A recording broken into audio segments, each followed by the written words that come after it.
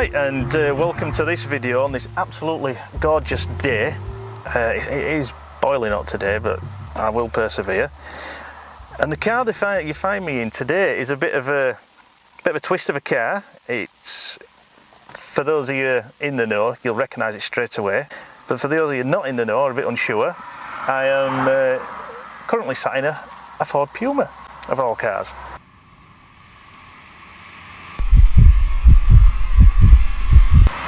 A tasty little coupe of the time. Ford, in their wisdom, decided to make a little coupe based on the Fiesta in about 1997. They did promotional videos and some prototypes of what they wanted, which it changed a lot beforehand, and this is what they came up with. But the bizarre thing is, everyone sort of bought into the idea and loved the car.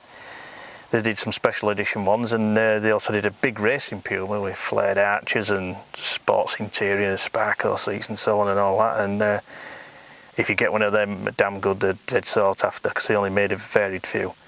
But everyone bought into the idea of this Puma and were liking the car, and then Ford, being Ford, just after 4 years said, right, no more, we're not making it. And they axed it. And I still think it was a damn good car, and I think could have continued with the Fiesta.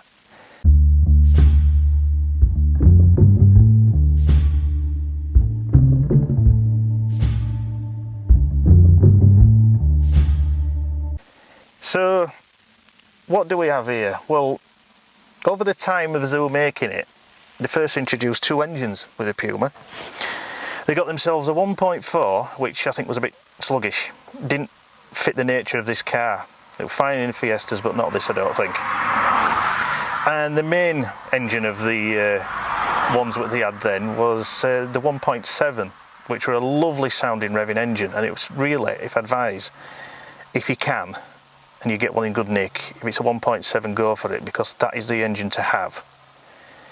The one I'm sat in, which is actually my own car, is a 1.6, which introduced slightly later.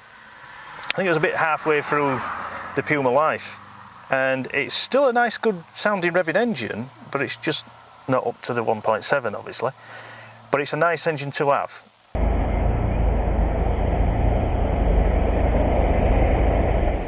Loosely based on the Z-Tech S Fiesta engine. This is classed as a Z-Tech SE, apparently, and it's a lovely sounding engine. But I will advise to people, like I said, go for the 1.7 if you can. But firstly, check a lot of things out.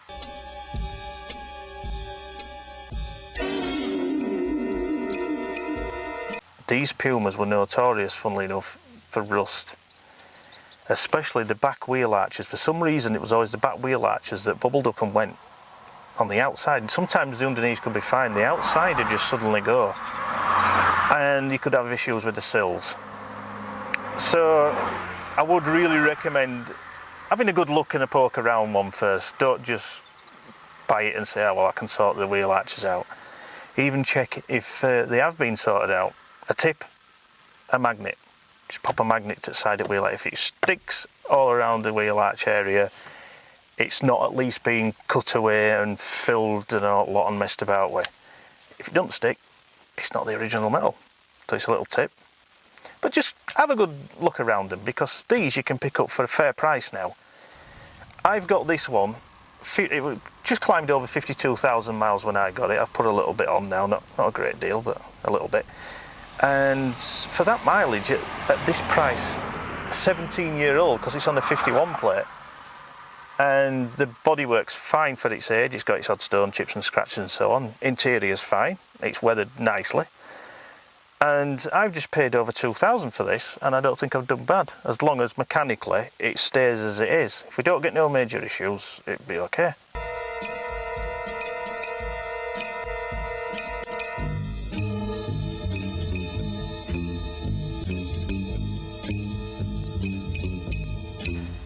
So, what do we find with the insides of the Puma? Well, Fords at the time was never, let's say, over the top lavished with equipment. You can get a special edition one that's called a Thunder one, which is a 1.7, and the Millennium, which gave you full leather.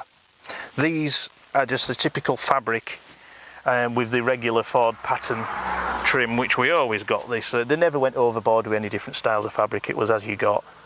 And I think it just suited it nicely anyway. It wasn't too dull and it wasn't too flash. This one doesn't come with a Lux pack, so it is minus the heated windscreen, which, as I pointed out on to do with the EcoSport, I would have loved, but I'm going to be in the same boat, but hey ho. And it's not got air conditioning as this. But we find the regular CD player, stereo, which is with the added bonus of, I loved all this from my Zetec S Fiesta that I had. Pop the centrepiece out and you've got a little bit of a security feature. Another flashing LED, you can put that in the house with you. It just makes it look more like there's no point in me taking that stereo, blah de blah. It's just a little added bonus. And you've your other main security light up there anyway, so it gives you two things. You get a lovely brushed, like aluminium effect around the centrepiece console, and it's topped off with some lovely sporty white dials. I think these would have been poor if they'd have given them a very dark look. So we're having these white ones, I think it really sets it off nicely, gives it that sporty feel. And with it being a sort of coupe thing, and you've probably seen the advert with Steve McQueen driving it around and all that, and how it looks all flash and good.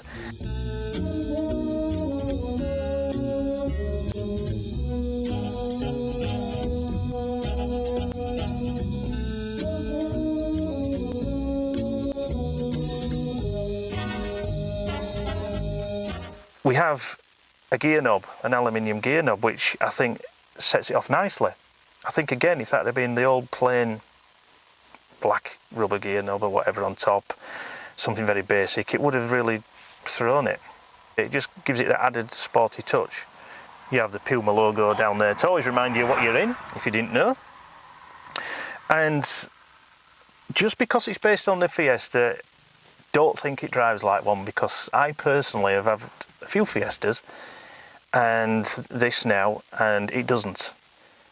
Yeah, you peel the costume jewellery where you find the Fiesta chassis and so on, but it's got its own driving style. It really has. It's just like a freaking go-kart. You feel so low to the ground. I pulled up at lights and the Corsa parked outside of me at lights, and she was looking down at me. I'm sort of like looking at her, I thought, I'm in a go-kart here. And it just gives you that sort of feel. It has its own little driving style. And I thought that's how Ford got that bang on right. We know the Tigra, basically based on the Corsa, but that was a bit like riding on an ironing board. This sort of hugs the road, and you don't, if you go over a pothole or grate, you don't suddenly go and it breaks your spine. You don't get none of that in this. No, it just sits nicely. A lot of people out there might claim, well, they thought the Puma was a little bit skinny, it looked like it were honkered on its suspension, it were riding a bit high. I think a lot of that made it look worse when you sat it next to a racing Puma, because a lot of people say the racing Puma, shouldn't that have been the Puma that it always should have been? But no, I think they got the design on the inside and outside right with this.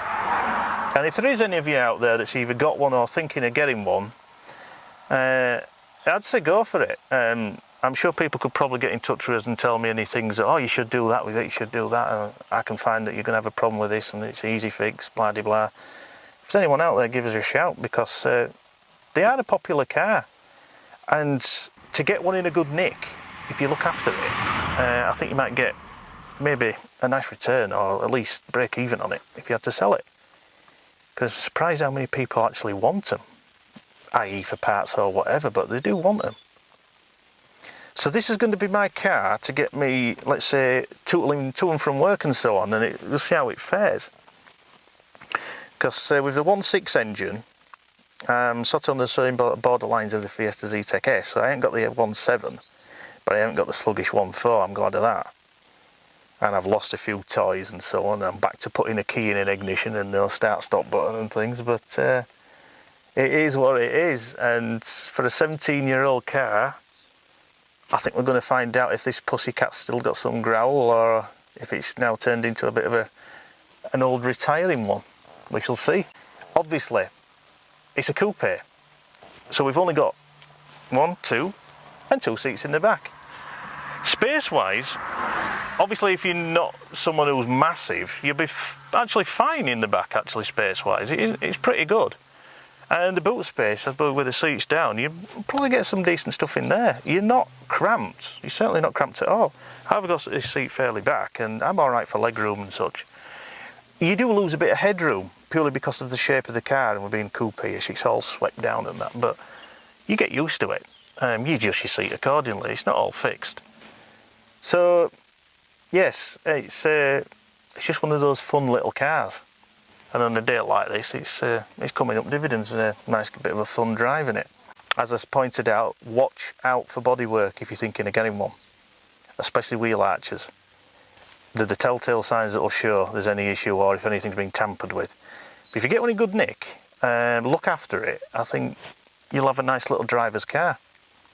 I really do. So that's my Ford Puma, for a change. All bought out and bought up, paid for all the job lot. And we'll see now if I don't have to throw money at it.